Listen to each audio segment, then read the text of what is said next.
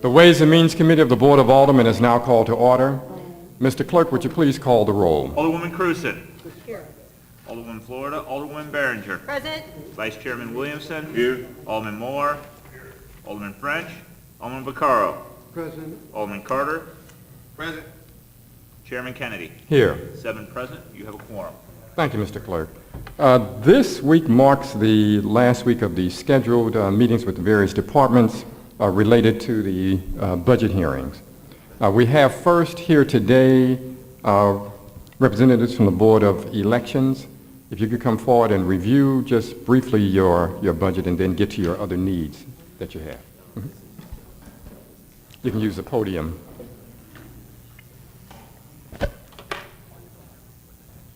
Good morning, Mr. Chairman. Good morning, committee. Thank you this morning for allowing us to come here and speak to you about our budget needs.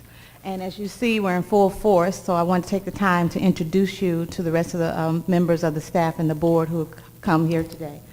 We have Gary Stolf, who is my counterpart. I'm Mary Wheeler-Jones, the Democrat director, and Gary Stolf is the Republican director.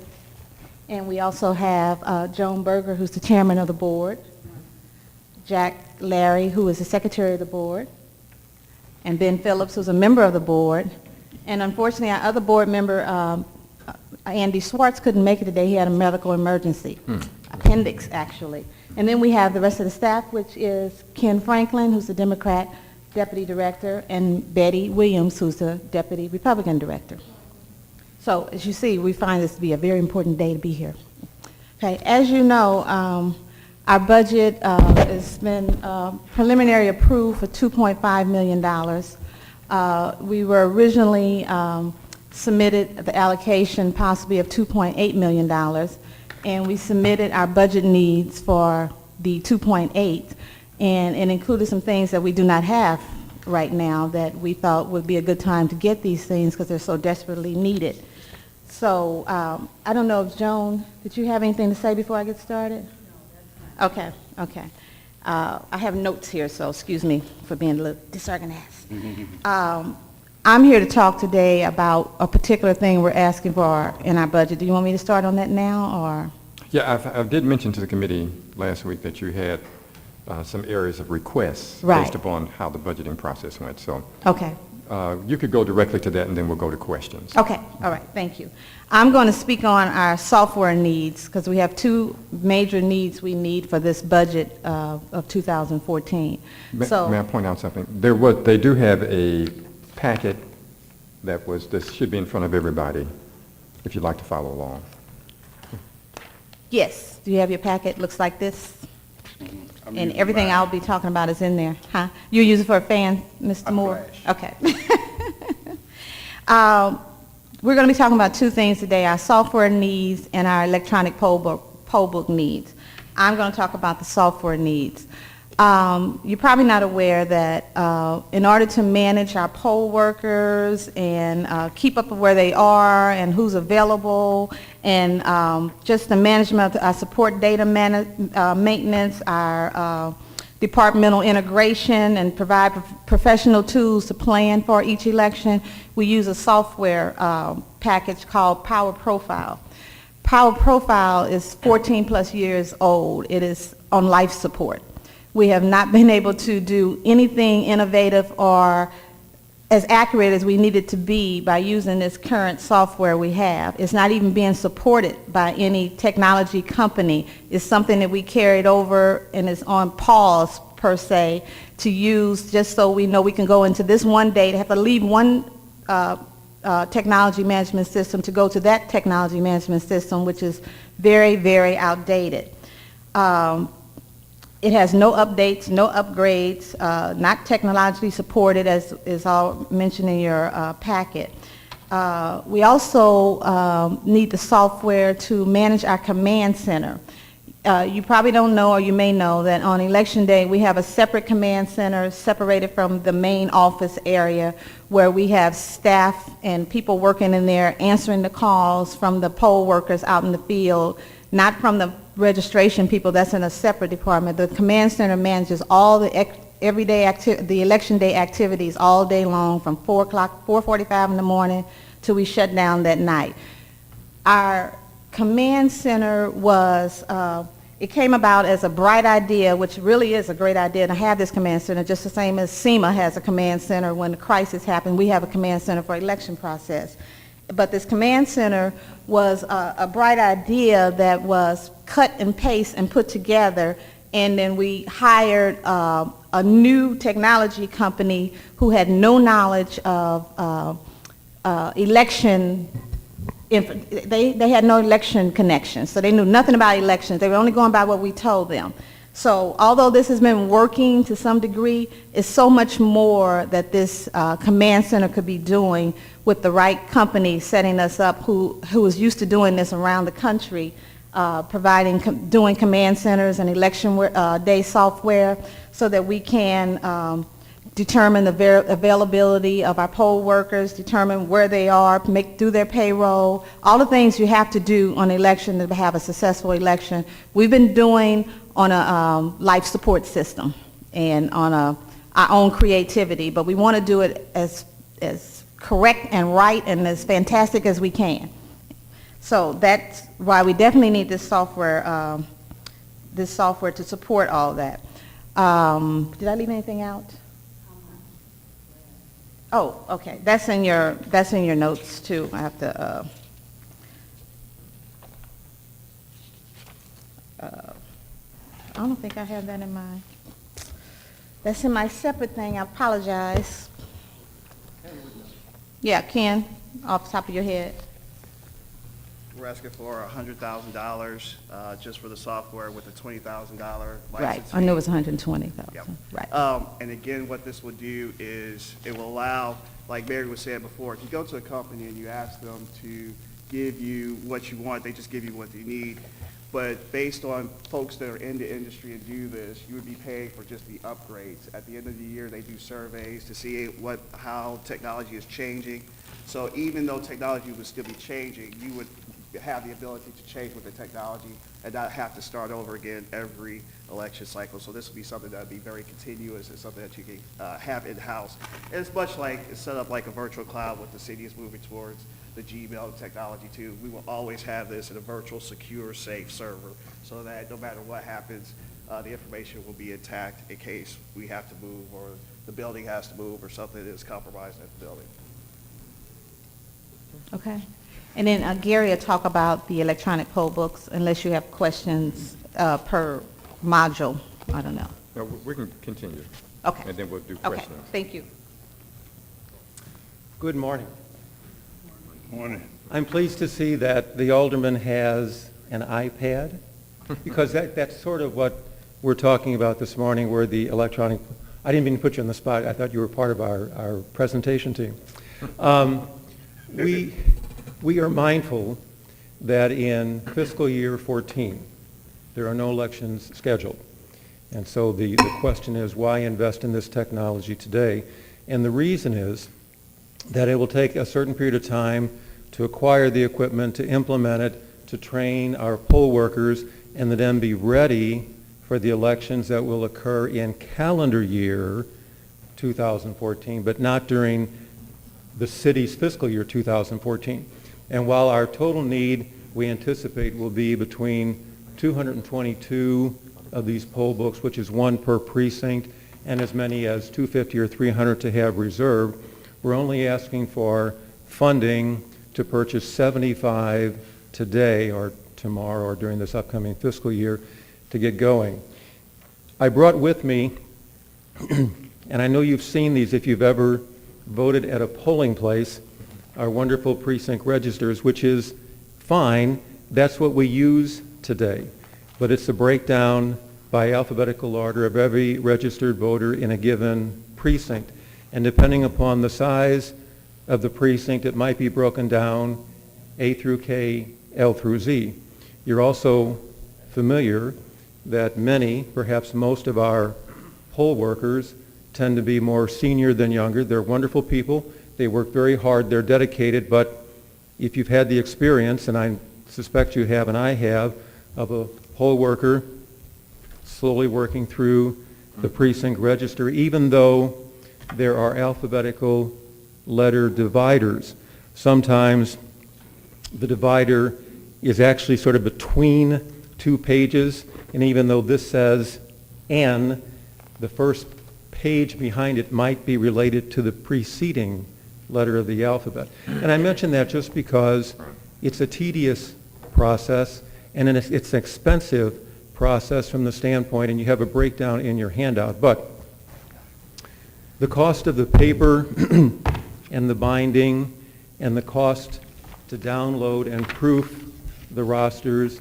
to get them out to the polling place, and then significantly after the election, if you perhaps have noticed before, we have a barcode that's identified with every voter, which has their voter registration ID number. So after the election, poll workers using a scanner will go through and scan every barcode of every voter who voted, which is a wonderful process, except it's very time-consuming, very labor-intensive.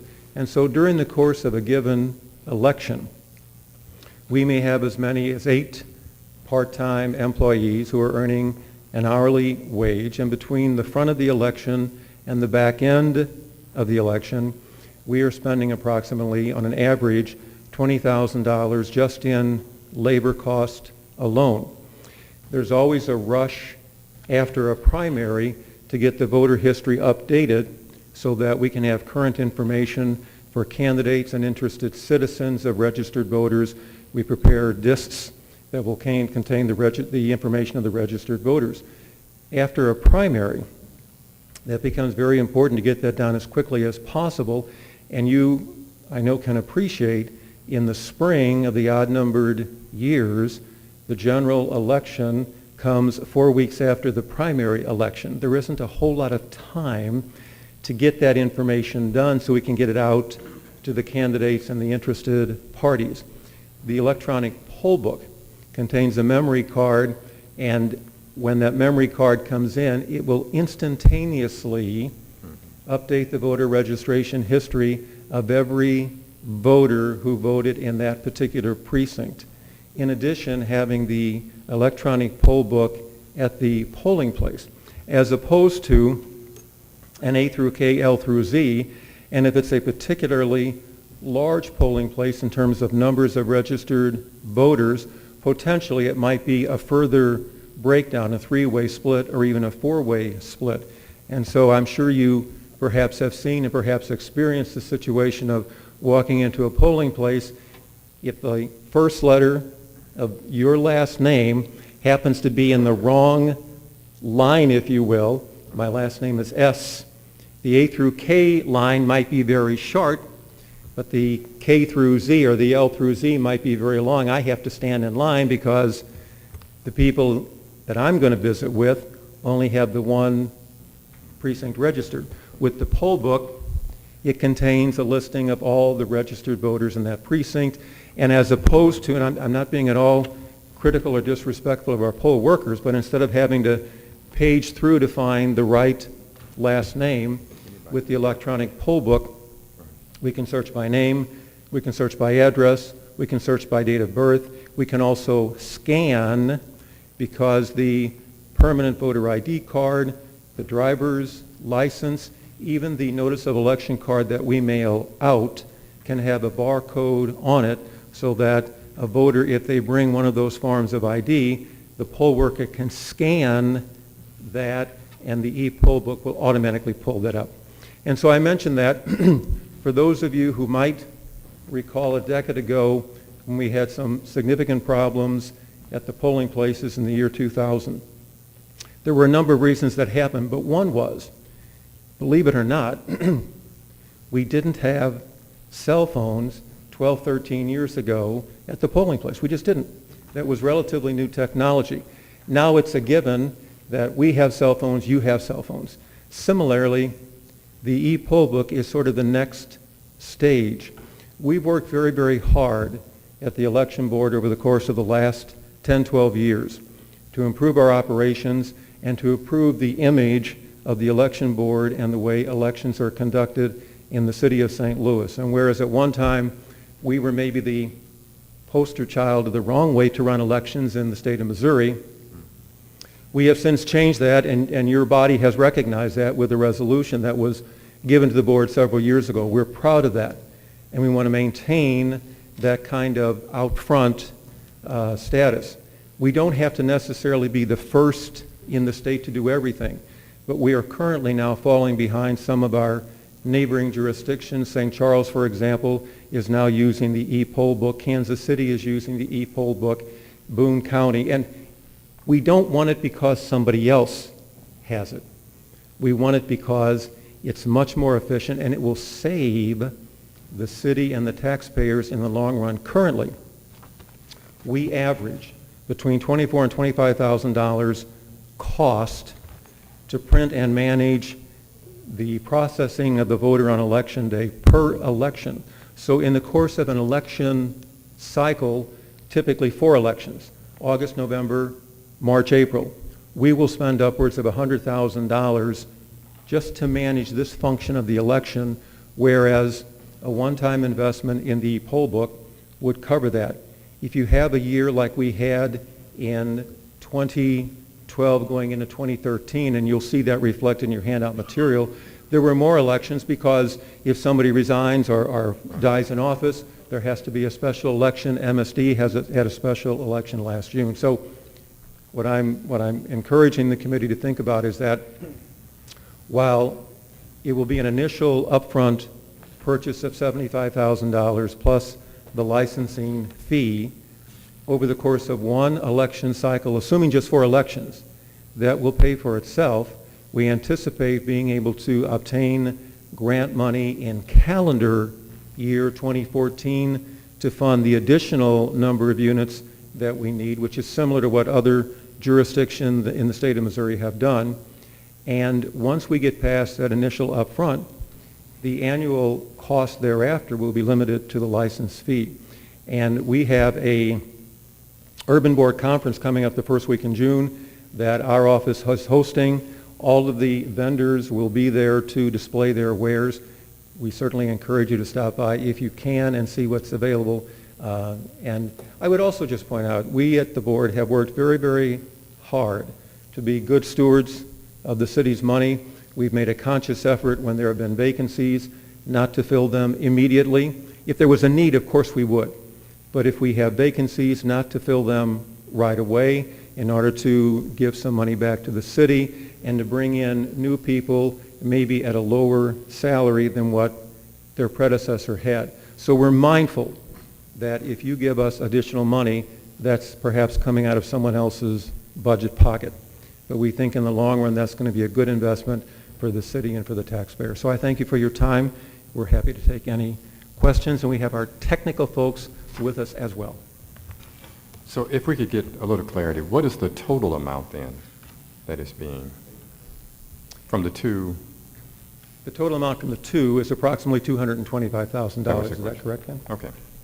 225, which would cover the software upgrade of our entire voter management system, election management system, $75,000, the outlay for this is not one of those poll books, by the way, the e-poll books, and the first-year licensing fee, which would be $30,000. And you know the process. The budget that was presented to the Board of Aldermen is a balanced budget. Correct. There's no additional dollars in there. So to do what you're asked, and this board can simply, of course, make recommendations. It cannot put money in a new pot. It can cut or recommend the cutting in one area and then earmark that and send that information over to ENA, who would have to do that final part. And then that comes back to the board. So with that in mind, we could begin some questioning from members of the committee. Alderwoman Cruzen? Gary, I'm unclear this. I'm reading these 2 columns here in the book that say 275, or maybe I'm misunderstanding this. You're saying you need 225. Are you talking about poll books? Thank you, Alderman. Thank you. Yeah. Yeah. You're saying that you need 225 to implement the entire system, and then what do you project the savings to be? You were talking about the savings of not producing the book and this, that, and Right. the other thing, so. Right now, it costs us approximately $24,000 to $25,000 per election to do the books, to have the Temporary folks. Right. So that's about 100,000 in a Election cycle. Election cycle. So during fiscal year 2014, Right. Well, I mean, technically, there wouldn't be a savings because, Right. well, there are no elections. But in Right. fiscal year 2015, right. at a minimum, there'll be 4 elections, and instead of paying approximately $100,000 for this process, we'd be paying $30,000 for a license fee. That would And- cover all of our poll books. Because we would have done the outlay in fiscal year 2014. So the initial expense is 275, the ongoing expense is 30,000 a year, or some for the Correct. But the ongoing 275 licensing. covers both the purchase of the poll books, the licensing of the poll books, and the election management software upgrade. And there'd be no further, Right. if you will, capital outlay. That's, a large portion of that is a one-time cost. Correct. And then you would have 30,000 or whatever, somewhere near there as an ongoing cost to maintain the software and the poll books and all that Correct. sort of thing. And part of that would be a license fee. It'd be Sure. more license than maintenance, Yeah, yes. right. Yes, yes. Okay. And if I'm saying something, Ken, if you need to.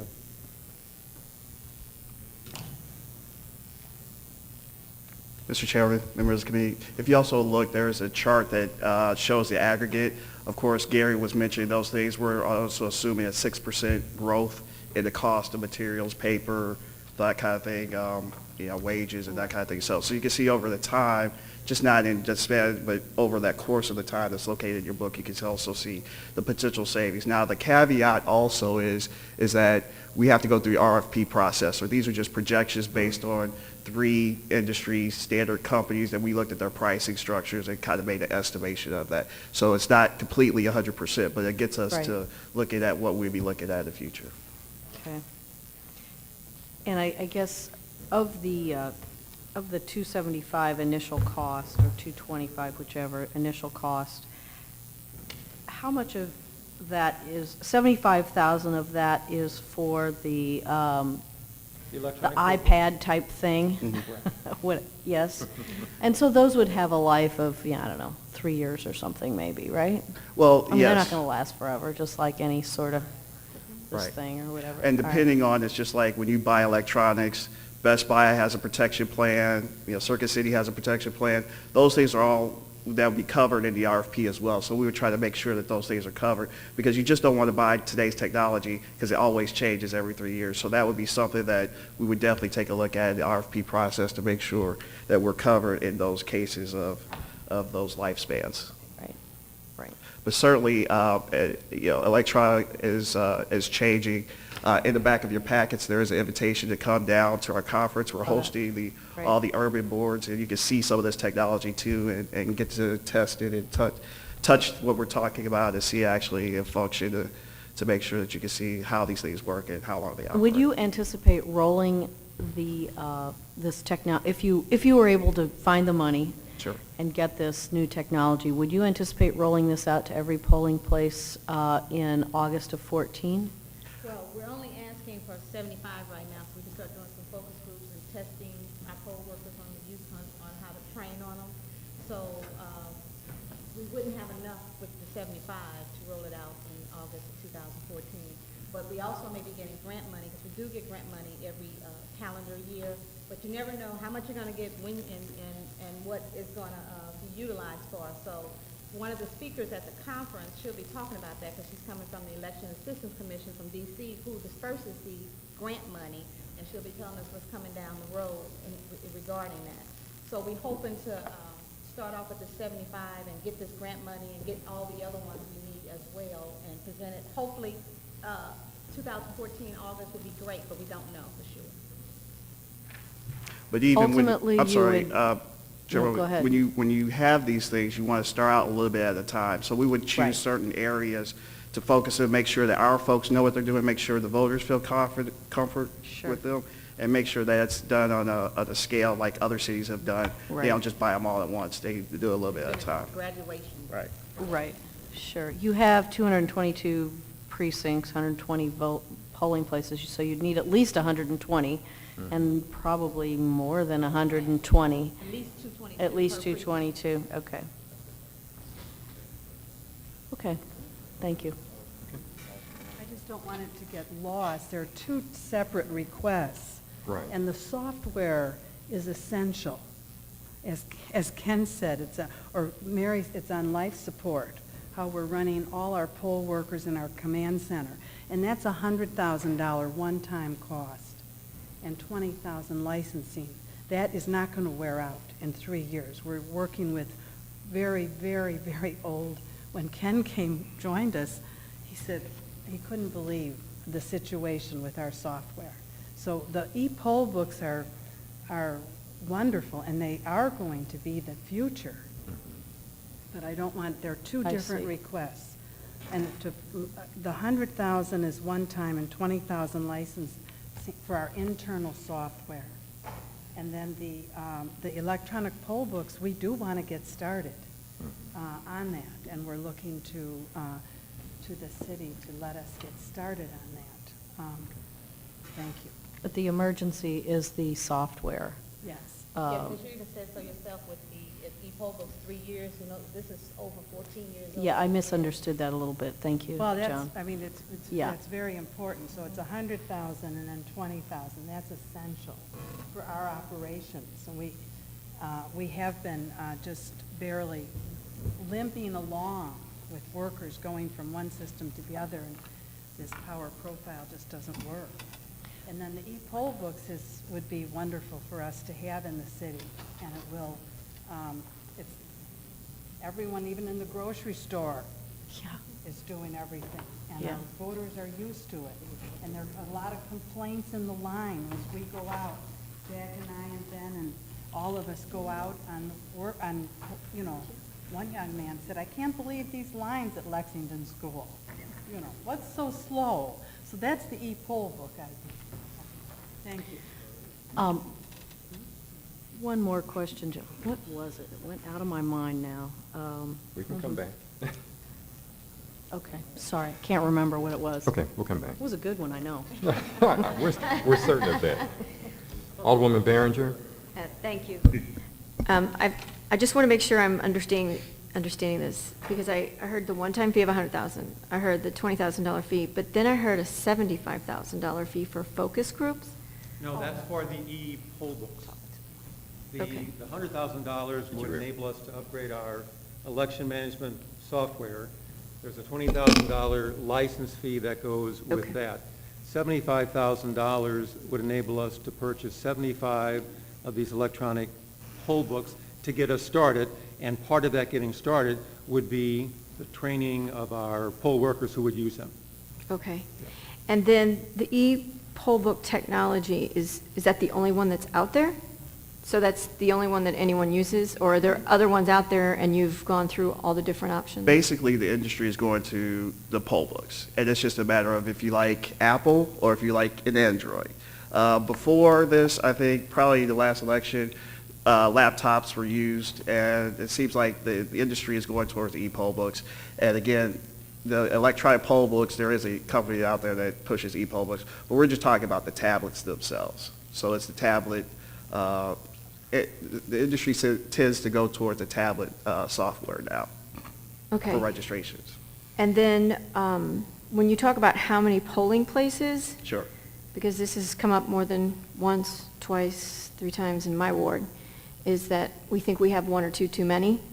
And so before you go out and decide how many books and all that, are you going to reassess the polling places? Yes, we're doing that currently, Alderwoman, and what we're doing is we're going back, reviewing every polling place to make sure it's ADA compliant too. We want to make sure that voters are not having issues with those polling places. I oversee the team that does that, and again, we have a short-term range of just identifying. We're also going to each polling place and surveying those polling places. So yes, we are doing that constant review, and we will have those discussions moving forward. I guess my question would be, why wouldn't you have talked to me, since I'm in every single one of them and I talk to all the voters? So they've given me all their feedback. Well, let me comment on the polling places. It's not as easy as too many polling places, therefore we're going to reduce them. It was a lot of thought gone into the the number we've reduced it to already, and with the, what did we just finish with? Redistricting. So some polling places are where they are because you don't want them crossing over into other wards and other precincts. So it's more than we're reviewing them for ADA and all this. We put a lot of effort into doing these polling places, and we try not to have too many in the ward if we can help it. But because of redistricting and because of the great reduction we've already done, it's not going to be that simple. So we got to that point, we would definitely include you to see how we could do that. But I wouldn't get your hopes up too high that we're going to reduce the number of polling places in a particular ward, because it's just not that easy yet.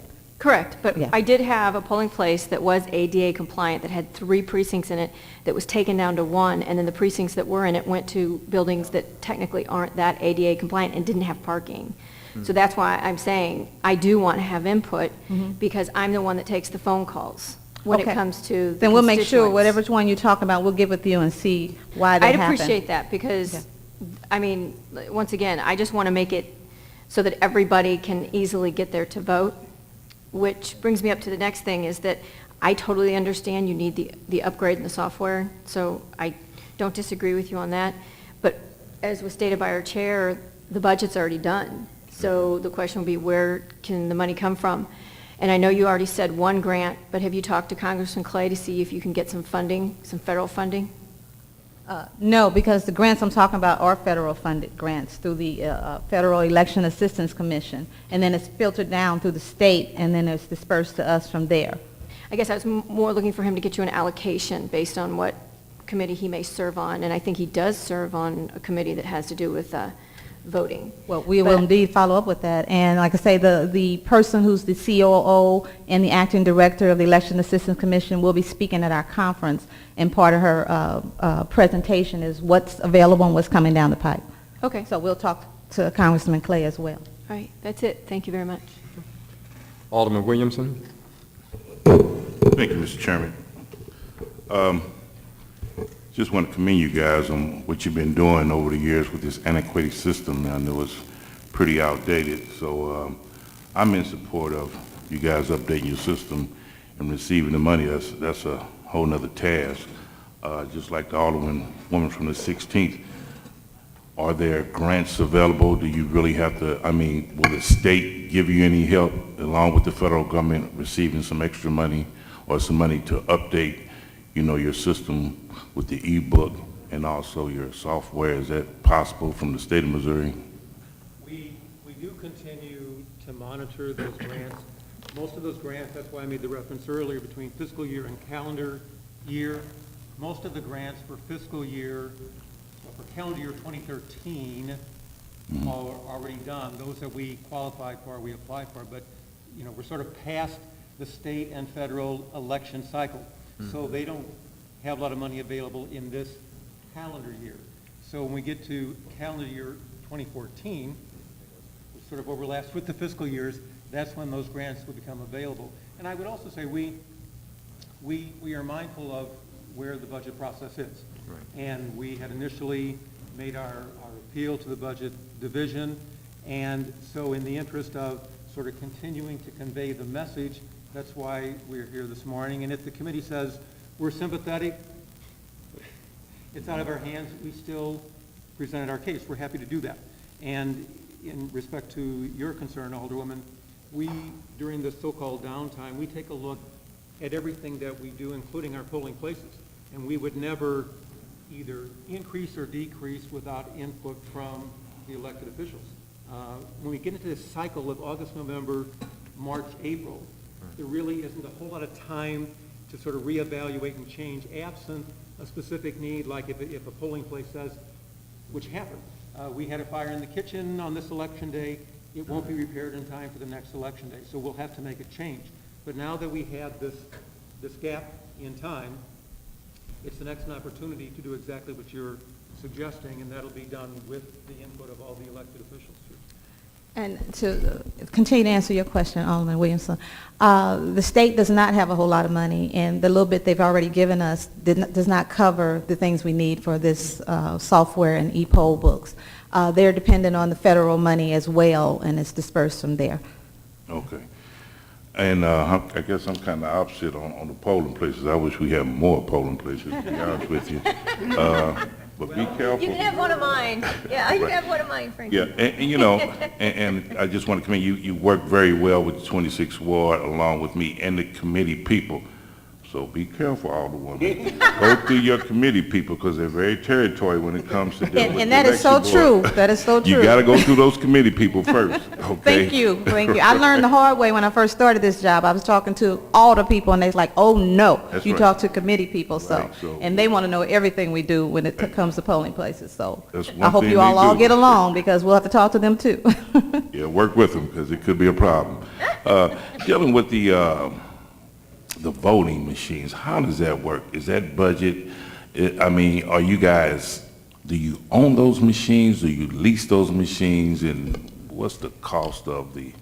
No, we own the machines. We bought those with federal grant money Okay. after the Help America Vote Act was promulgated, and the federal government provided the funding that came through the Secretary of State's office, and so we own those machines. Okay, so they've been pretty successful, bug-free. You haven't had really much problem with the electronic machines. I mean, how do you feel about it as far as their capability of? Well, we frankly feel very good about them. Now, we're aware of the fact that there seems to be a movement going on, or at least an interest in going away from the touchscreen machine and returning to just the paper ballot. And there are upgraded systems to do that.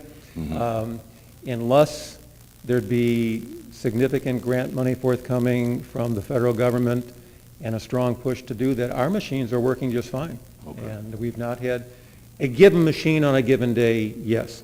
But all the machines are tested in advance between elections. They're maintained. They go through a rigid logic and accuracy test to make sure that on election day they will do what they are programmed to do. That's all I have. Thank you. Alderman Moore? This committee is driving me to drink. That's coffee, that is. It's my second cup of coffee this year. I, too, am in support of the election board amping up their system. It is a very antiquated system. I lost an election one time by 1 vote, then 24 votes in the hopper. I think, Gary, you were there when I had to sue to get a new election based on the fact that there were votes left in the hopper that was sticking out that they said. And anyway, my opponent won by a few once we counted those that we never counted. I had a lot of input on my polling places, and I got a chance to talk to Ken and others about the polling places, but I want to know what merit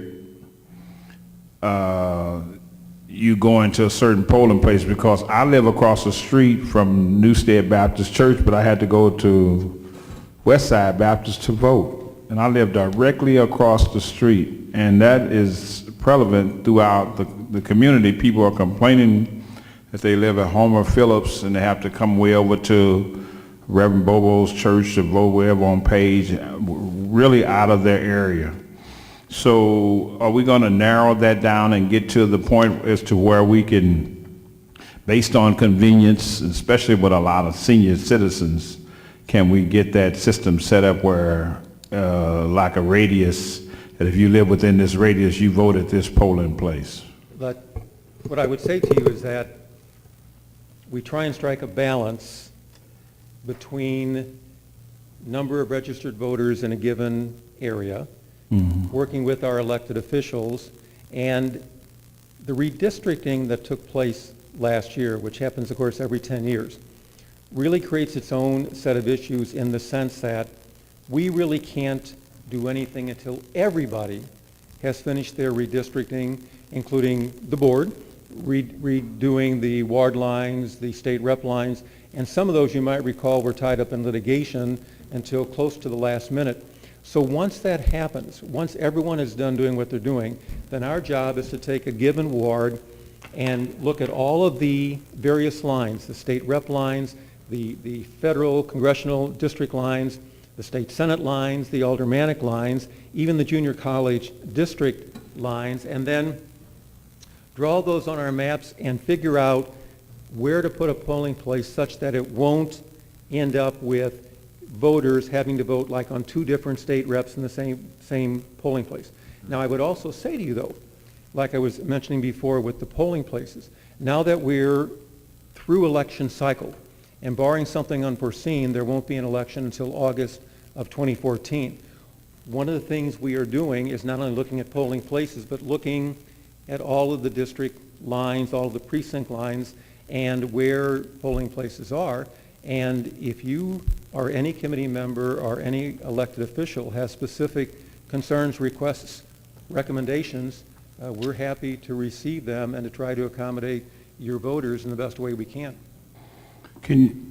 Go ahead, Mayor. This also supports our need for the software and GIS and all those good things to help us do that. I don't know, when I was going to grade school, I lived on one side of the street and my friends lived on the other side of the street, and they caught the bus to go to one school and I caught the bus to go to another school. So it's the same way with the polling places. You may live across the street from a polling place, but because of your address, you're forced to go somewhere else to vote. Yep. Yeah, I won't accept that.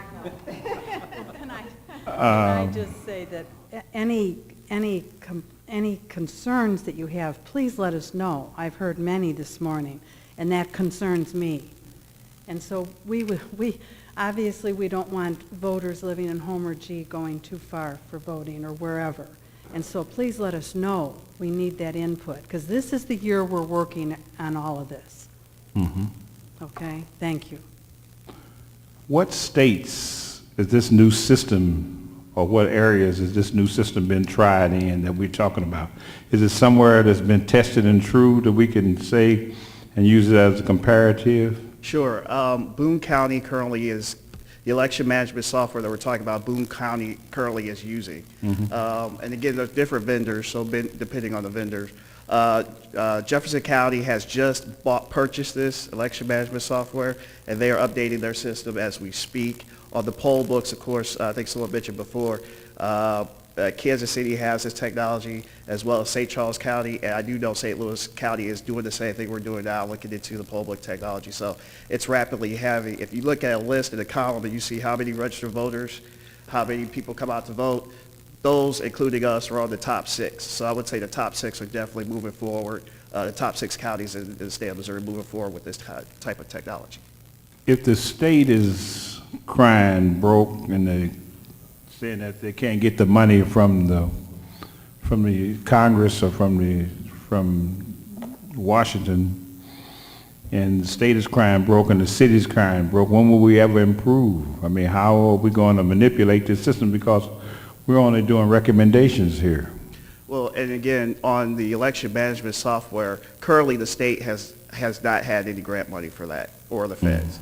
They do have for the poll books. I think one of the things that today this board has entertained is us allowing the board a chance to make the argument and raise the awareness of this, that it's much needed work. But we've got to do our due diligence and go through the process and let everybody know what the different issues are. We'll just keep trying until we can find some resolution, Alderman. But I can certainly appreciate your question and comment. Okay, Mr. Stoff, you alluded to the fact that we spend $25,000 each time that there is an election in a cycle, and this system is costing us $100,000. Would it look like it would be a good idea for us to get the recommendation to get that money of $100,000 in there and then pay back $25,000 on almost like an installment plan, instead of using the antiquated system, to get them to understand that if we purchase this $100,000 system, and then if it's costing us $25,000, like we ought to be able to pay that back by not using the old system and just entering into the new system. Is that feasible? I think you may be confusing the software upgrade with the e-poll book technology, in the sense that the software upgrade would cost us $100,000 to implement with the $20,000 annual license fee. That's a one-time expense. We currently don't have that expense because we currently have a system, but that system is very outdated, and doesn't have any backup available for it. The e-poll book sort of equates to the paper system here. This system averages about $24,000 to $25,000 per election. So what I was trying to compare was if we were to make the purchase of the e-poll books in the span of one election cycle, that would pay for itself because we wouldn't incur the expense of using the precinct registers. I wish you well. Well, I understand that. And you know, part of it is we have to make our case. And if there simply isn't money available, state, federal, local, we tried. And come calendar year 2014, as grant money becomes available, certainly we're going to apply for that. And if we don't get to roll out 200 e-poll books for the 2014 elections, if we only roll out 75 or 80, that's 75 or 80 locations that would be going faster than they otherwise would have. So, I mean, we're mindful that if this committee would recommend, if the Board of E&A would approve, if the Board of Aldermen would recommend, there are only so many dollars in the pot and somebody else's share gets reduced. And so that's the balancing act that you as legislators have to do. How do you allocate those dollars? We understand that. You got my vote. Thank you, sir. And we'll be happy to look at your polling places. Okay. Alderman French? Thank you. So, just back up. So your budget is reduced for this year? Is that correct? It is. By how much? Well, it's, we getting 2.5 million. We originally allocated 2.8, and it came back 2.5. How does that compare to your previous year's budget? I don't have my book in front of me, I'm sorry. Do you have yours? In terms of a comparable fiscal year, which is a fiscal year without any elections scheduled, the original recommendation, which was 2.8, was comparable. We actually requested 2.9. Now, you can't compare it with last year because there were 4 citywide elections that were scheduled, plus some others that came along. But in terms of apples to apples, the 2.8 would be closer to 4 years ago than the 2.5. Okay. So what do you have to cut to make up for that 300,000? And would that 300,000 have gone towards some of this? The answer is yes. The request that we made included a number of items. It did include money for the software upgrade. The difference between the 2.8 that was initially recommended and the dollar figure that we requested was approximately $75,000. And so how it got from the 2.8 to the 2.5, I'm not quite sure, other than I understand that cuts have to be made. So is that going to change your operations down there with the with less money than you were anticipating? It will result in some belt tightening, to be sure, but we understand that. No layoffs or anything like that, though? No, sir. Okay. So with this request you're asking us, let's take it, so it's 2 things, one for the software and one for these e-books. With the software, I've seen some of you guys' technology down there too, and I wonder how you're able to function sometimes. So is this software going to be compatible with the PCs you have there, or does this also include upgrading your hardware? No, it's absolutely, it'll run on the Oracle-based system, and it's all, that's the beauty of the subscription fee that we have to pay is wherever the upgrades come. We know Microsoft always upgrades all the time. Well, it will automatically upgrade with that too, so we don't have to worry about the situation that we're currently in. It will also make sure that's upgrade to the top software and to the systems that we're using. So yes, we have the equipment already in place to use that software. Okay. And then with the e-books, let's see here. On page 2, help me understand this one, where it's got the 300 poll books at $170 per unit. That does not equal the 30,000. So this says it's prorated. How to explain Alderman, that is a typo. What basically that says is we plan to get between 222 poll books and to 300 poll books. Whatever, again, we're not paying per poll book. This is the amount that the industry has priced these things. So the bottom line is between the two, we will have to pay that license fee and still guarantee for that amount of poll books. So no matter, again, when we go through the RFP process, we'll know how many we actually need, but we need somewhere in the estimation between 222 and 300. So that will cover it. So if you all just want to scratch that out, that amount will cover between 222 poll books and 300 poll books. Okay, so that's the cost of the actual unit. not No, the- actually, you're paying for the spread of the unit, if you will. Okay. Does that make sense? It's the license fee. It's a license fee. It's a license The fee. annual license fee, which is separate from the cost of purchasing the, The unit. Right. Okay, so is the top line is for the actual unit? Yes, that is And the correct. bottom, the second line there is for the annual fee. That is correct. So in that fee, are they upgrading the software over Absolutely. the terms?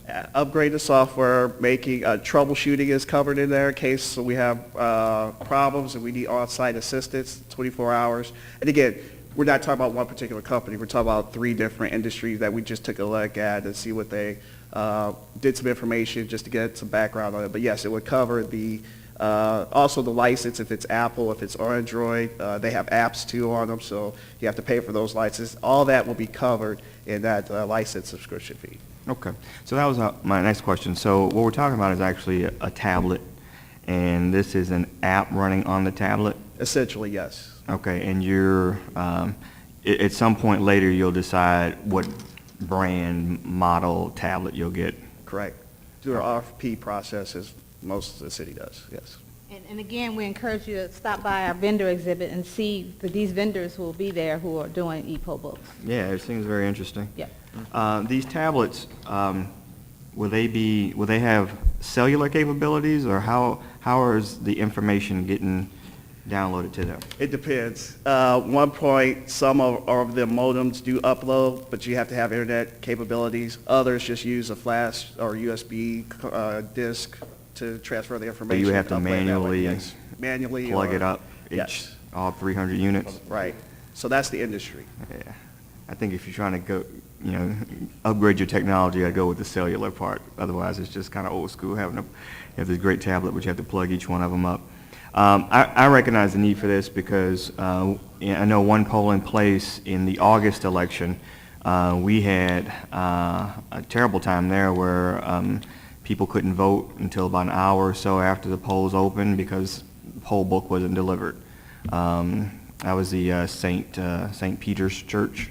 it was there actually, they just couldn't find it. They couldn't find it. Well, okay. So I hope these tablets have like blinking lights on them or something, so these folks know where they And are. just to be fair, all of it, I mean, our judges go through a lot every day and try to start that one, it's the crucial hour in the command center, which we also are talking. And I have a little bit of campaign experience, so it's just like your boiler rooms on election day. It is a panic moment the first 20 minutes, so anything that we can do to ease the judges, I think these polling books, they will be able to find them and be able to get through things quickly, and so we can get voters processed a lot more efficiently.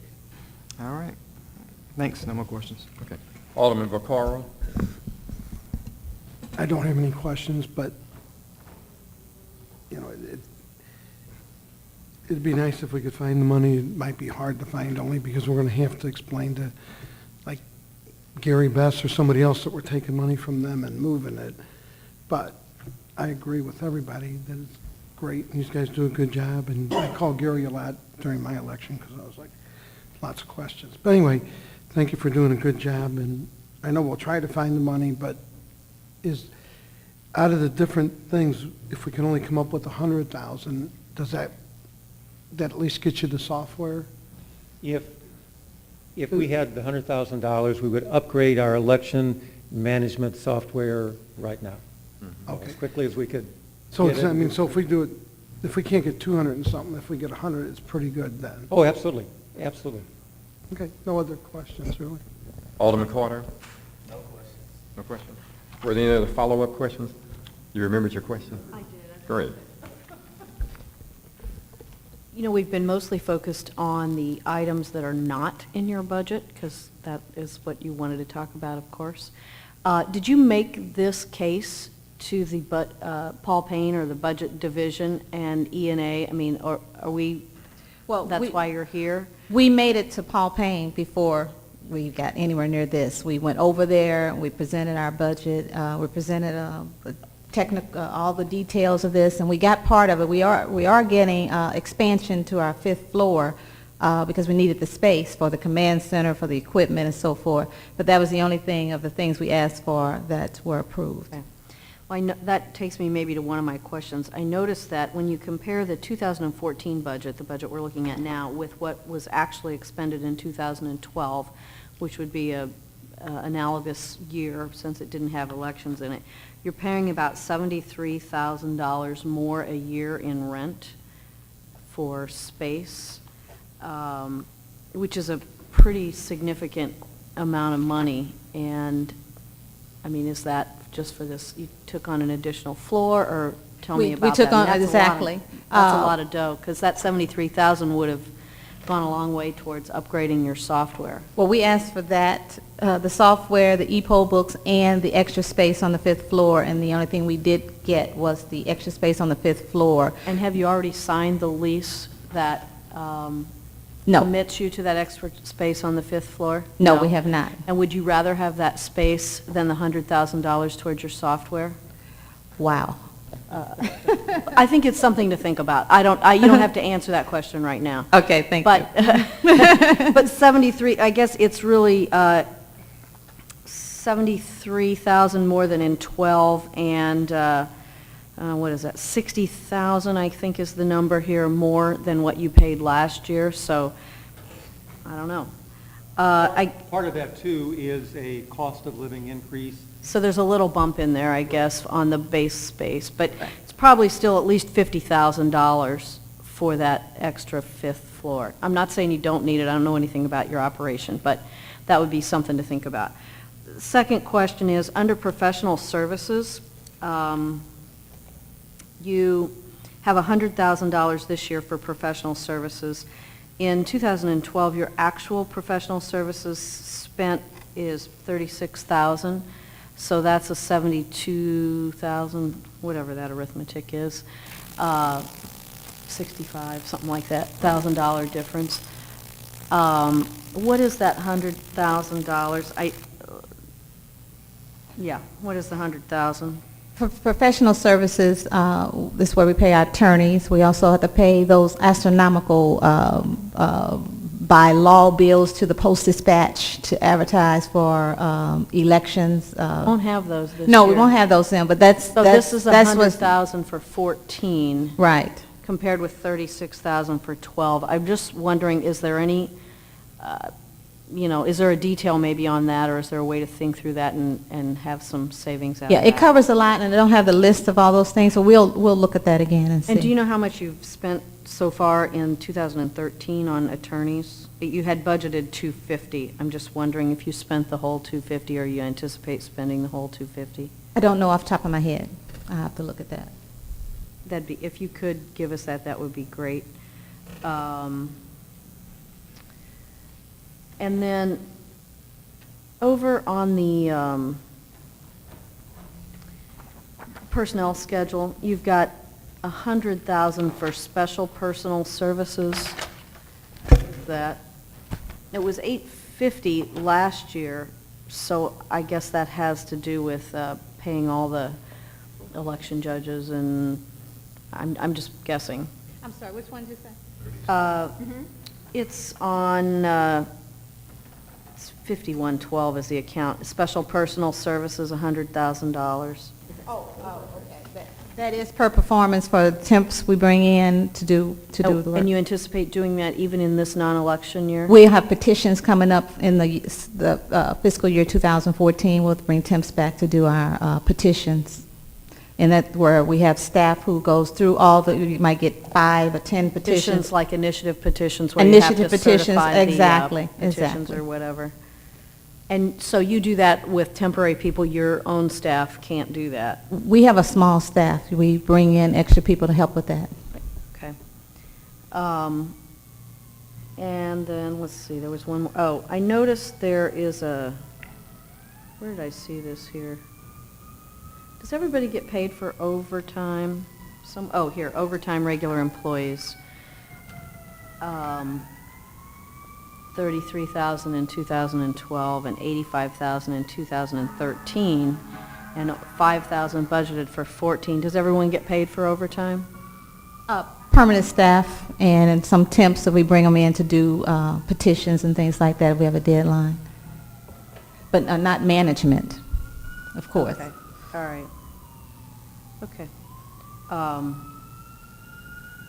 And without the elections in fiscal year 2014, we wouldn't anticipate having any significant overtime. Right. Okay. Thanks. I believe that completes the questioning. I just wanted to add. I was just given information. There are 30 counties in the state of Missouri using e-poll books. 30? 30. I'm just giving that information. All right, I believe that completes all our questioning. Later this week, we'll be discussing the recommendations that's going to come from this committee, and at that point, we'll be discussing it further. If we need some additional information, we'll let you know. Well, thank you so much for allowing us to come before you today. It's our pleasure. I mean, there appears to be some support for this, a considerable amount, so we'll be looking at it very seriously. Thank you. Mm-hmm. Appreciate your courtesy. Thank you. Mm-hmm. We have, next before the committee, our Sheriff Murphy. Sorry for the delay. We just went a little bit over in terms of the questioning. Mm-hmm.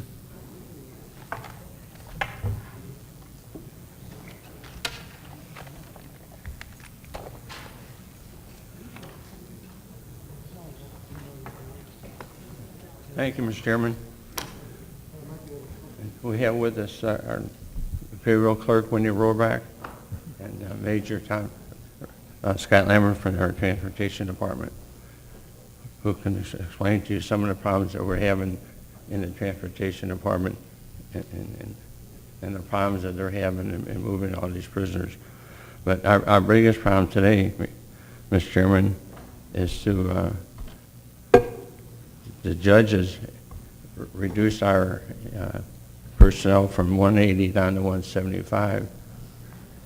Then board over here reduced that to 172, but then they did, after a letter from the judges, they reinstated it back to the 175, but they didn't put the money to fund the 175. So if they're going to put us back to 175, then they need to be able to fund the money for 175. Putting us back from 172 to 175, it doesn't do us any good. You put us back to 180, but if you don't get the money, so that's our biggest problem, and we're looking at $168,000 to be put back in.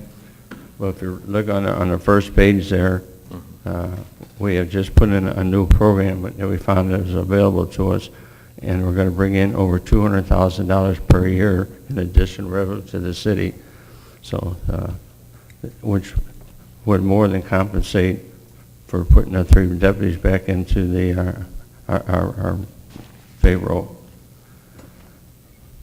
Okay.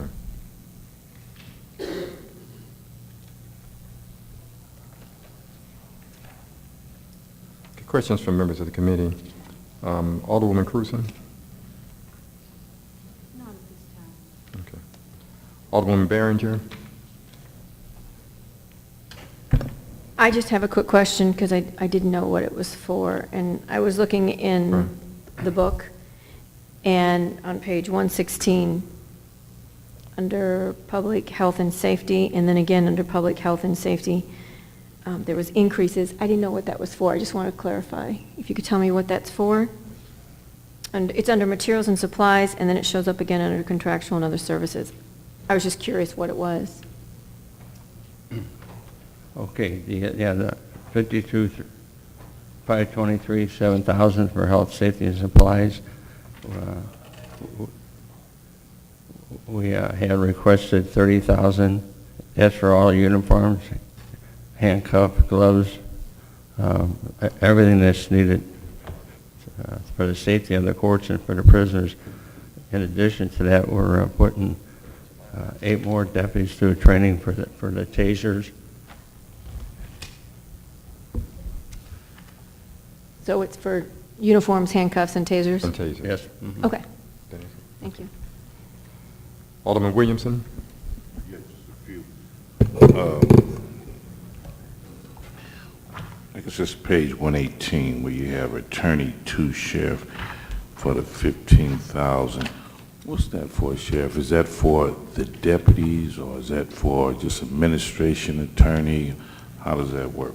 Yeah, he's just an attorney that by state statute, we're allowed to have him for the 15,000 a year.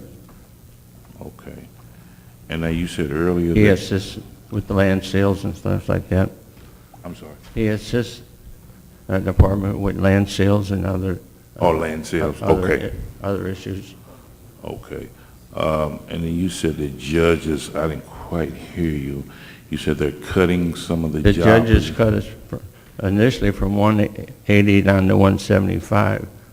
After reading with them, explaining to them that, after the board over here reduced it to 172, we got back with the judges, and they realized that we had to have the 175, which you people, they put it back in over here, but then they didn't put the money in to fund it. They put us back to 175.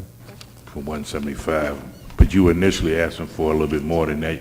They wanted you down to 172. Right. And then, but you were requesting how many employees? Well, we want to go back to 175. We really need the 180, but the judges turned it down to 175, even though we explained to them that we're bringing in an extra $200,000 per year that would more than cover the cost of those deputies. But then over here, the board of UNA reduced it to 172. But after the letter you got from the judges, they put it back to 175, but they didn't put the money back in there for those 3 people. Okay. So that money that the general, the money that we're requesting $168,000, which is the difference from 172 to 175.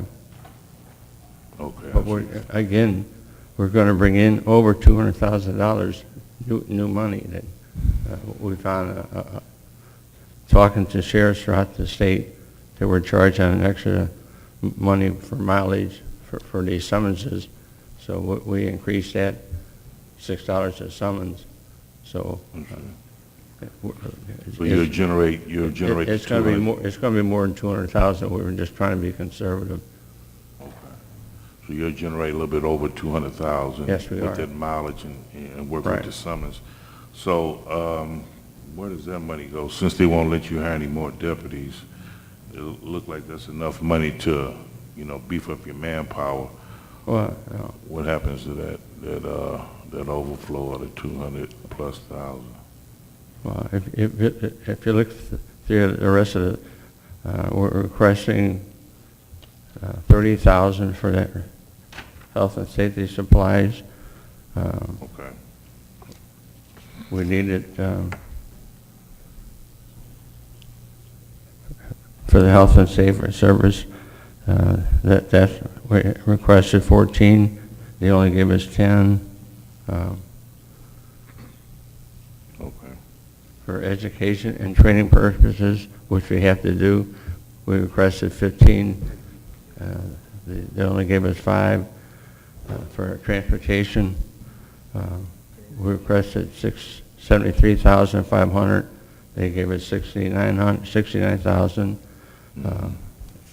So all these other areas that it comes to a total of $196,000. Now, in your fleet, that's at 3,500 from 2013, I guess, up to now. Is that gas and repairs, right? When it comes to you, is that where that cost, that revenue comes out at 3,500? is for your fleet. Is that the cost of the 3,500? Exactly, what is it, mechanical? This is page 116. What is the number? Line 523, 9,000. Let's get fleet.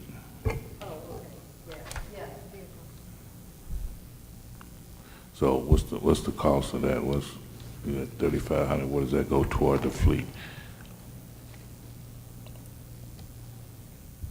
Or is that the cost of gas, maintenance?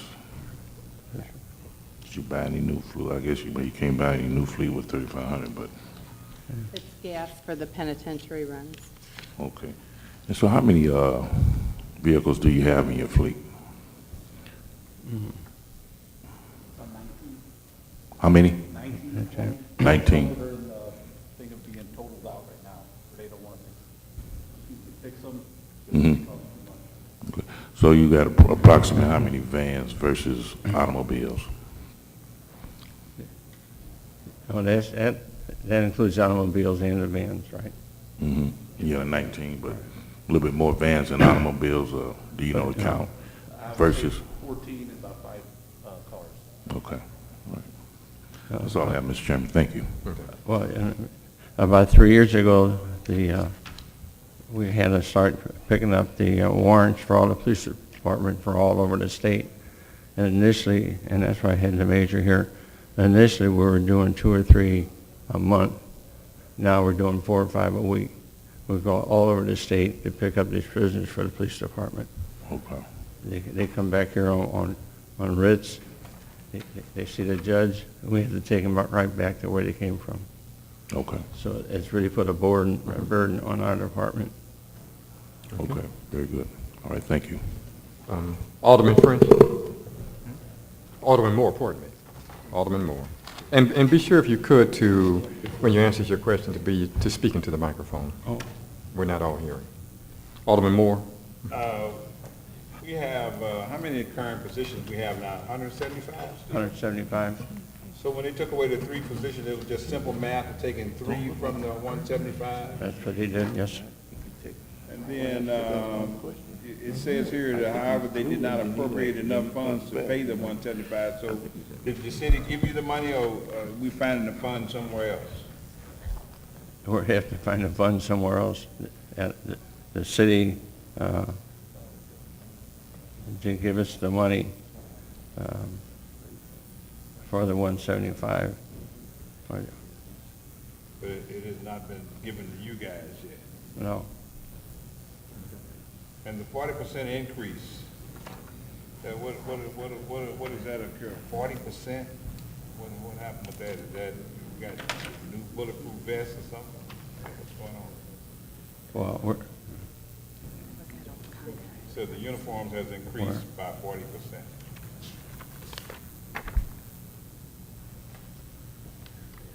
Public safety category. where is it at? Right on the front page. Yeah, okay. You submitted to us, second paragraph. Public health. We had a former contract, and they didn't discover that they had not updated the pricing. We've been purchasing off of what was a 2008 contract. So all of the increases through the years were not discovered until now, and so the purchasing cost has gone up, and that's where that 40%. That we've been using all the time? The purchaser is no longer using those because he was able to find cheaper pricing through Ed Rohr and some contracts that are tied in with the police department. Put it out for bid for the uniforms? I'm not sure. I think he's going. Okay. And the 15,000 you said was for what, Jim? The education and training? Right. And by state law, we have to have, all our deputies have to be, all our deputies have to qualify each year. So what do they get, a couple hours training or something, or? Oh, they get an all-day training All day. with the police department. And now we're sending them for taser training. There's 8 more people going to be, we have about, what, 5, 6 now qualified for tasers? 14 going tomorrow. 14 of them going tomorrow for taser training. Now, that $340 per month is, for the gas allowance, is that in individual private cars, that what we're using? Them are individual private cars. So and when vehicles in your fleet doesn't have we can't send them out because, are they all big paddy wagons or something? Oh, yes. Yeah. We don't have a sheriff car? Do we have a sheriff's car? Yeah, do we have sheriff cars? We can't send them out in a new shiny sheriff car? Yeah, we could. I've done that already. I've picked up prisoners down in Stone County. Okay. That's it. Alderman French? Thank you, Mr. Chairman. Yeah, a couple of questions here. In your staff, I'm seeing something I don't usually see. The currently authorized number of Deputy Sheriff 2 positions is 95, but the currently occupied is above that. It's 108. So how do you have more people than are authorized? The Deputy Sheriff 2 positions, you have authorized 95, but currently filled 108.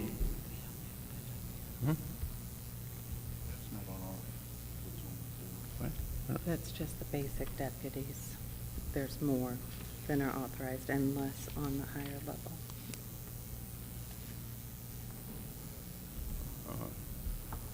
I don't understand the question. We have more what? On the basic deputy, there's a little bit higher than authorized. There just haven't been some folks bumped up maybe to the next level up deputy or the senior level up deputy. So that's the difference there, but they're all within. Oh, okay, I didn't.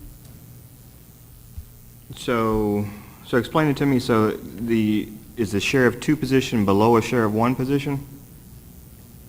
It's Sheriff, I have to go by 10, Sheriff 2, then 1, and then Senior Deputy. Okay, so Sheriff 1s get paid more than Sheriff 2s? Typically. Right. Okay, because I do see that you have authorized 33 Sheriff 1s, and it looks like you have 5 vacancies there. Only 26 positions. Actually, so 7 positions there. 26 positions filled. Well, that still wouldn't, you still have more Deputy 2 positions filled than even if you were to, planning to bump those people up to Sheriff 1 positions. That's correct. So what are you going to do with the leftovers? So if you have 13 more Sheriff 2s than you have authorized, and you're saying that they're there because you're planning to bump them up to Sheriff 1s, you only have what looks like 7 vacancies there for them. And then the next level up would be the Senior Deputy. Ah, so you want to make some of the seniors too. Basically, the deputies are all within, if you add the 3 together, Okay. within our authorized table. Okay, so that kind of makes sense, Okay? except that you seem to fix that in your requested positions for 2014. So instead of keeping it at the 95 requested positions, and then planning to bump those extra people up to Sheriff 1s or Senior Deputies, you actually get it increased from 95 authorized to 108 authorized. So if you're moving those people up, are you planning to then bring more Sheriff 2s in? No, we're just staying within the authorized 175. Right. And So then those people aren't moving? No. I'm confused. It's just how the budget works through the city program that we use is it brings forward what you have. So if we have 108 people at that deputy level 2, then it's saying that that's what we're requesting, even though the authorization with the city will not change. But that's our lowest level, so Do you need the 108 or do you need the 95? I mean, 95 is what you were authorized before. we just need 175 for our total strength. Mm-hmm. Okay. So it looks like you make up for that by reducing your authorized sheriff ones and your senior deputies, from 33 down to 26, and then from senior deputies down from 21 to 15. We don't want to reduce those authorized positions. They'll be filled eventually. But the number of authorized positions is being reduced. So the currently authorized of 21 senior deputies to the level of 15 in 2014.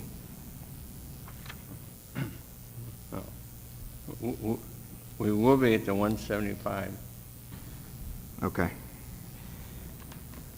So the number at the bottom is the same, 175, but the different positions get paid differently, right? So it's not like just moving somebody from one to another. A sheriff 2 gets paid differently than a sheriff 1 and gets paid differently than a senior deputy. That's correct. Okay. Okay. Let's back up.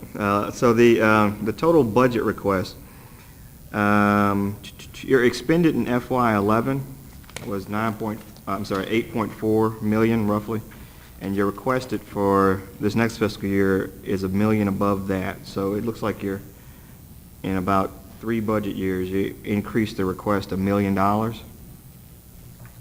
You finally agreed to budget, at least from E&A is at below that slightly, around 9.2. But where's that $1 million increase in the last couple of years coming from? Is that, I see some retirement increase and some health insurance increase, but where's the extra $1 million needed? I don't have the figures you're comparing, but I mean the general increase, the city gave an increase to our employees last year, which was 2%. Salary increase, okay. So that was across the board for everyone in the city, which did affect us and was not in the numbers given at that time. Okay. We have, what are the other increases we've had? They added the gas, that internal gas that used to not actually come out of our budget is now coming out of our budget. So those were some big hits. Okay. That's all I have, Mr. Chairman. Thanks. Alderman Vaccaro? Yeah, just comment, question. Are you still, I know every year you kind of say you've never had any accidents and you pick up the prisoners. Is your record still? Yeah. Very good. Well, I didn't have any questions on the budget, so. But, you know, and that's, the major can allude to the fact in our transportation now, how many people are we taking a week on dialysis? It goes up to 3, maybe 4, where you take them out 3 times a week. It'd be a lot cheaper if the jail would buy a dialysis machine. I mean, I don't know what it costs, but it gets to be a pain, and I mean, it takes man hours, 2 people on each person. No, I know. Well, that's the only reason I was just making that comment, because I know you've had great success without escapes or car crashes or people running away. And I'm just making a comment. I have no other question. Alderman Carter? Thanks, Mr. Chairman. All I have is one quick question. With the CCW process, do you guys collect a portion of that money? Yes, we do. How much? Or is it all? I think we How much does your office generate, I guess, a year from that? And how is it spent?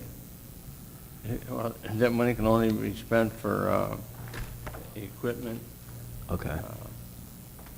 It cannot be spent for any salaries or anything else. Okay. And we get I think $50 transaction. Yeah, $58 per. So how many people do you get I that think- apply a year? Last year was probably around 70,000. Okay. So all of that goes towards new equipment? Yeah, I think, and one of it, we're in desperate need for vans. Okay. We were able to purchase a van out of that money. All right, thanks. No more questions. Chairman, I did have, Alderman Williamson? oh, sorry. Just Oh, briefly, I'm sorry, you were completed, Alderman? Yes. Okay. Alderman Williamson? just briefly, just want to know, who are you, and what's your position, and this gentleman too as deputies? Just, they weren't formally introduced. I know you, Sheriff, but I don't know who the other employees you have, with it, just kind of, so we know who's who. My name is Wendy Rohrbach, and I am a deputy. I prepare the payroll and the budget. Wendy? Rohrbach, it's R-O-H-R-B-A-C-H. Okay, thank you. My name is Martin Lambert. I'm Okay. over the Carnahan Courthouse. in the Okay. presentation. All right, and you're, what's your ranking? Major. Major, okay. That's all I had, thank you. Chairman, I have one other question, Alderman French? and this might actually be a question for Wendy. Also, in the same line of question with the employees, there's a line here, it just says deputy sheriffs. It has no number of positions or anything, and it's just there for $224,900. What is that? It's under Department 1168, page 118. Is it a shift differential, or is it like, I don't- we weren't given the documents that you have, so you can look at it. I can show it to you here. It is here, circle one. Oh, okay, that's a grant. Okay.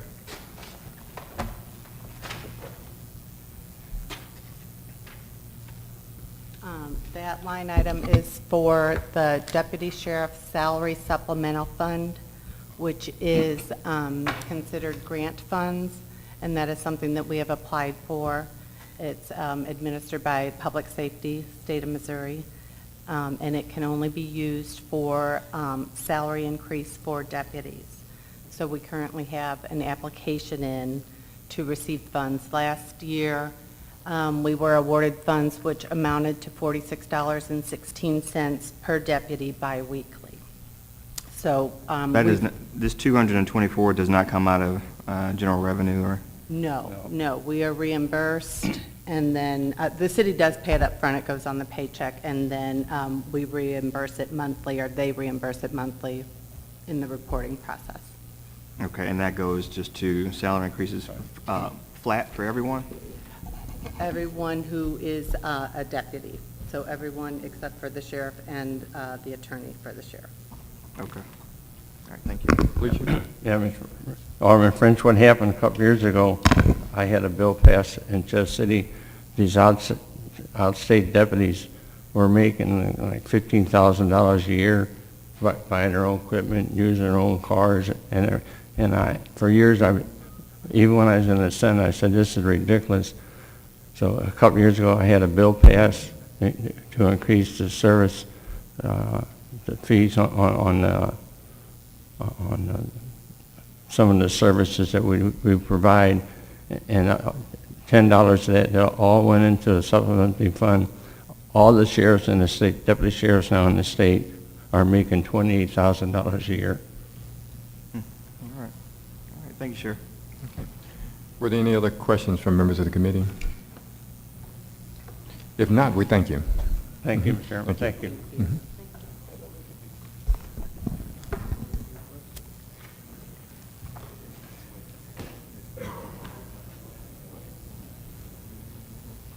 We'd like to bring up now our city treasurer.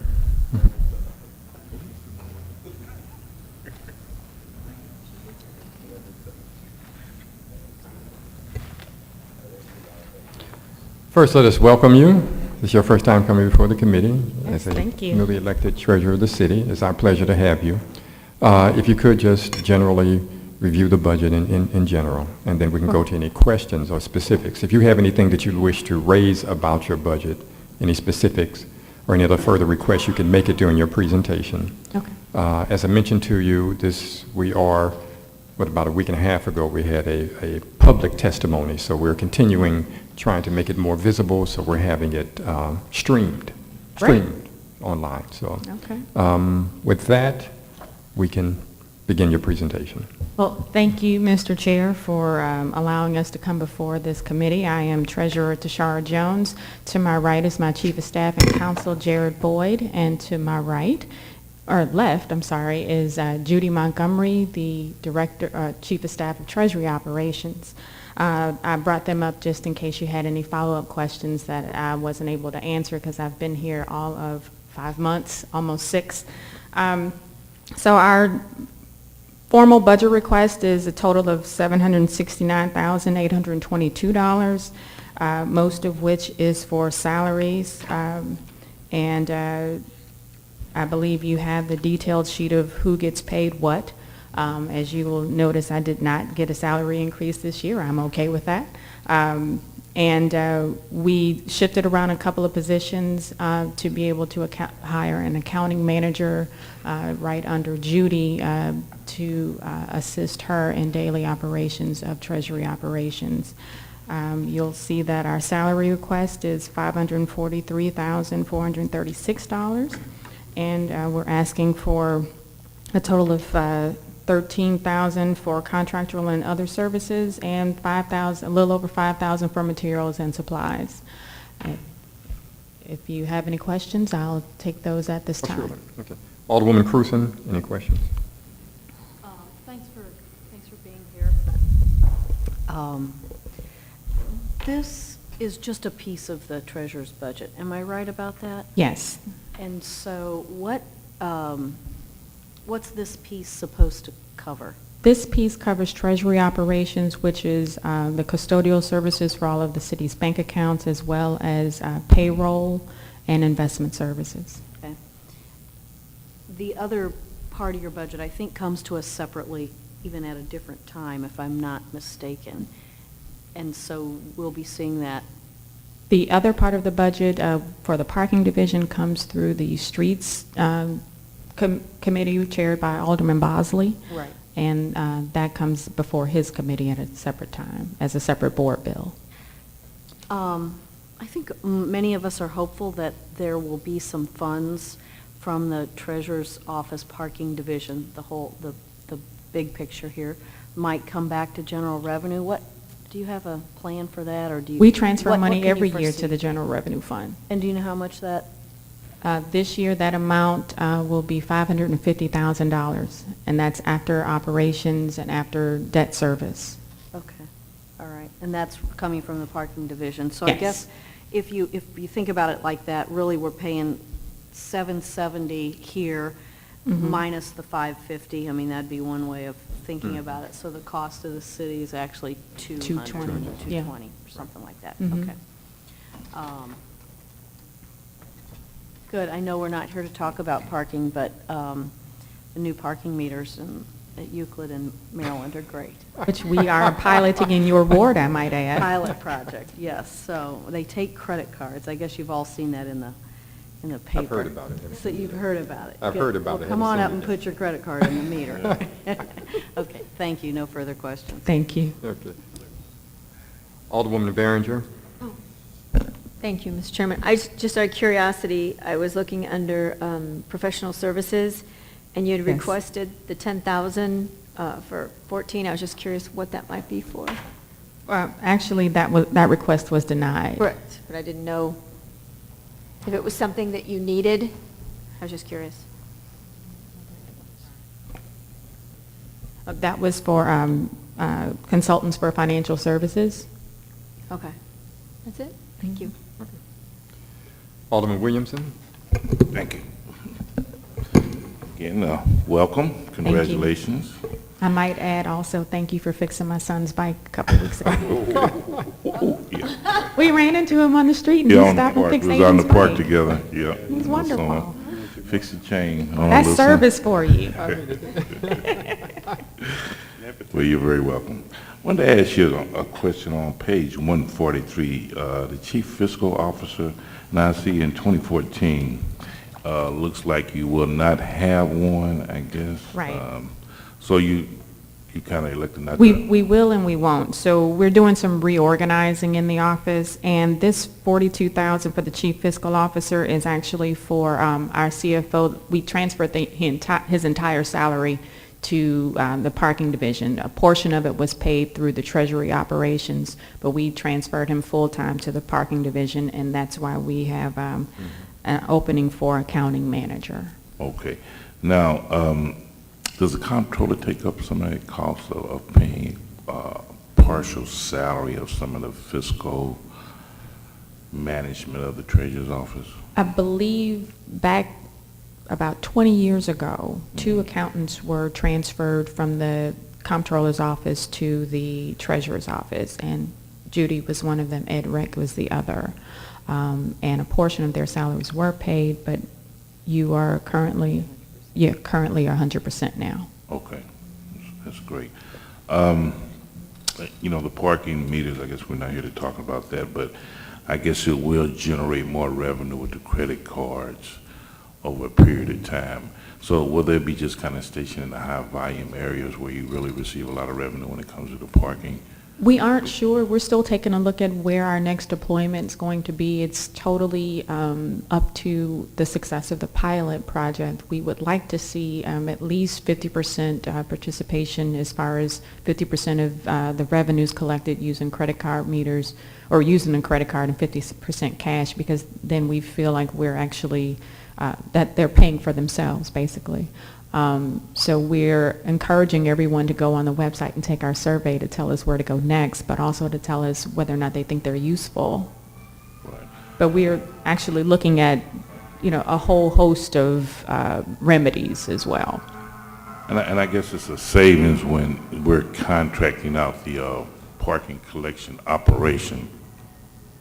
Do you see a real savings in that, I guess, when we don't have to pay for health insurance packages, and how much is that contract the treasurer's office is paying for them to collect the money throughout the meters, throughout the city? Per the budget for parking division, I believe the total amount per year for that contract is $1.7 million. And we saw a savings of about $1 million per year on, salaries and such, because they can perform that service with about half as many people that were previously employed. Okay. Last question would be, I don't know how true it is, but there's been a little rumors that, I guess, everything's going green now and paperless, and that maybe as far as us receiving payroll checks, me personally, I get direct deposit, so, I get a little statement and stuff.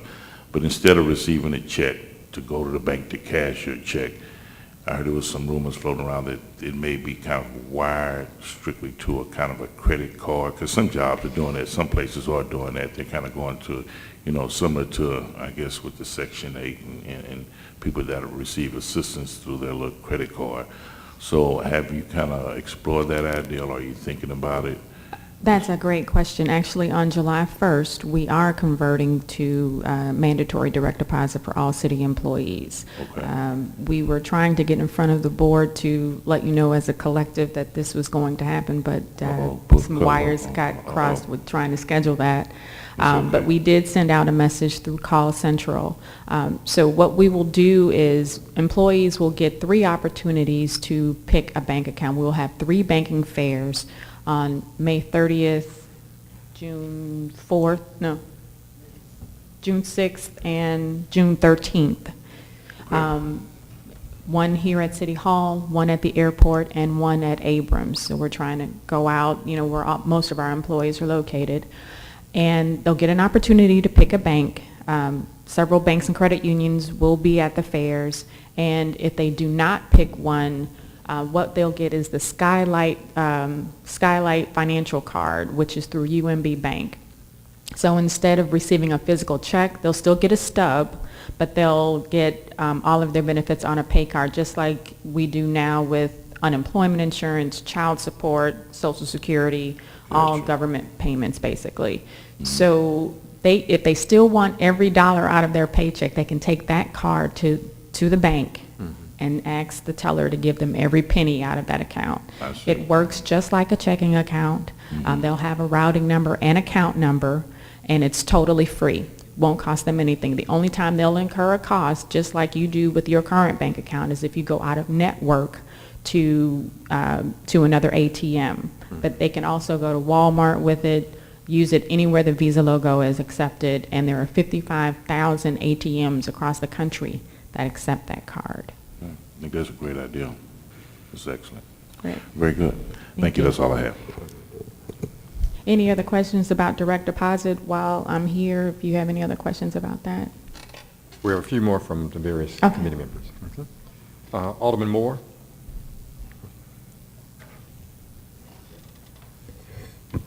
Sorry, you're one of my favorite people in the entire city of St. Louis. Oh, that's a throw that out huge there. burden to have, Alderman Moore. I need consideration on a couple of things. What are we doing about the parking passes for the aldermen? Are we putting license numbers, or what is going on with those? That is a great question, and I have an answer for that as well. So this week, you all will be receiving 2 hang tags for your cars. We were asking for 2 vehicles that you use the most in case you have more than 2, like Alderman Carter. And those tags can be, what we're finding, let me back up, what we're finding is that there has been abuse of the placard, little paper placard that people use in their cars. We found them in some people's relatives' cars, their friends. So we are issuing every alderman 2 hang tags to be used in 2 cars. And free like of a charge. handicap sticker? Almost like it hangs from your mirror, so almost like that, and you just use it whenever you are on official business. Just put it in the mirror. Okay. Now, for 103 years, the Convocation of the Churches of God in Christ, which is not my convention, is the largest convention that we have in the city of St. Louis. And St. Louis is won again for the next 3 years. We're doing it a year at a time for the convention. And one of the perks that was offered to St. Louis before you got into office was that we had the courtesy calls, which we've been doing for 104 years. We've never been outside of Memphis, Tennessee. Memphis treated us so bad until we decided to take up our arms and leave finally.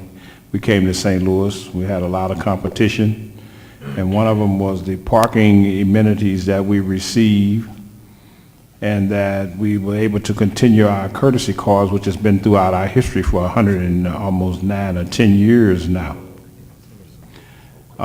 Again, we were St. Louis was chosen based on the fact that there were parking in downtown St. Louis. And I've talked to you personally, and you sent a letter back. We bring in over 60 to 80,000 people in this city for this convention, and we leave almost $60 million on the table. And I would hate for the following year for us to lose this convention based on the fact that the consideration of parking for downtown, in which we have received, and you have told me that I think it was against the Constitution or whatever, but there are courtesies allowed in anything, and we're asking again for a type of courtesy or a discount or something. We'll be able to tell these people that's coming to this town, 60 to 80,000 people at a convention for 7 days, that they have no parking downtown that will be available to them, as one of the reasons why the General Assembly voted based on that fact that we had that perk. In April, we voted to come to St. Louis for an additional 3 years based on the fact that I was able to tell them that it was a possibility that we would have the parking like we've been getting since we've been in the city of St. Louis. We have a very progressive bishop. We have over 6.3 million people, and one day we hope that we'll all descend on this city and bring a spiritual blessing to this town. But right now, 80,000 people, and I would hate to see us lose this to Nashville or to the other towns that are trying to get this convention in their town, and I asked for reconsideration of your no, that we will come up with some creative ideas to be able to oblige the people and offer this courtesy to the parishioners that come to the city of St. Louis. Thank you. Do you want me to answer that now, or? I'd be more than willing to meet with you in private to discuss another alternative, but as my letter stated, the bond covenants are very restrictive, and they specifically state that we cannot give out free parking. I understand. So we will, you and I can meet, maybe we can revisit it? We can revisit it, but it will not be free. Well, again, I would hate to take $60 million off the table based on parking, and I don't want that to be under your tenure, and I do not want to have unspiritual jaws about my friend walking around pouting. You know, I'm a big baby, so I will pout if I don't have my way, and it's not having my way. It's not my convention. It is based on the fact that this is the largest convention that we have in the city of St. Louis, and that would be a great deterrent for us to not come here anymore based on the fact that we don't have that parking. So, you know, maybe we can get to 90% free or something, but I can't go on record saying that it's going to be free. Right. We cannot offer that. We cannot enter into a contract to offer free parking based on our bond covenants. We have researched the bond covenants. I know that the previous administration has said, you know, what we can and can't do, and they always throw up the bond covenants. Oh, we can't do this because of the bond covenants. Well, we took the actual time to read through and see what we can and cannot enter into based on the $70 million that the Treasurer's Office currently holds in debt. Anything that affects the revenue of a parking fund directly affects our standing with our bondholders. With that many people, that many days, maybe we can come up with somewhere where we pay into the Treasury Department to make up that shortcoming. We're more than willing to meet with you privately to see what That's we no can problem. come up with. I just want to throw that out there at you and let you know that I still love you no matter how I look. Thank you. Alderman French? No question. Alderman Vaccaro? Alderman Carter? No question. Alderman Schmidt? Thank you, Mr. Chairman. First of all, I do want to say welcome as well. I used to see you a lot down in our neighborhood, and now that some of the people who live there that you visited aren't there. My best friend lived there, and she moved. Right. Yeah. And your office has been very responsive and responsible, so thank you for that. A couple things one,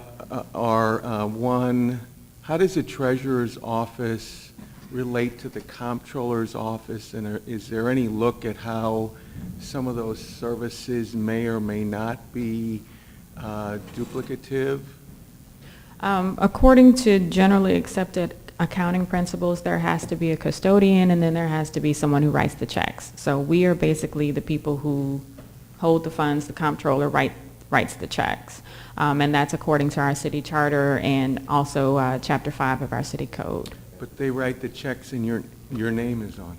No, the comptroller's checks are mostly vendors' checks. Okay. And her name is on that check. My name is only on the payroll check. Correct. And you were suggesting we might ask about the new paperless form where it's going to go into the automatic deposit into the bank. Direct deposit. So in terms of how our computer information systems are set up, do we have any things to try to secure those more? I mean, we had the Schnooks thing, we just heard about the Chinese this morning, and so forth.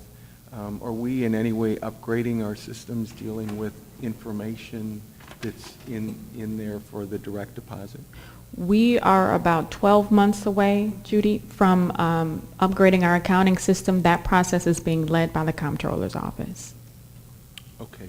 So the Comptroller's Office, it would be the one to direct questions about, the anti-hacking kind of capabilities we have as a city?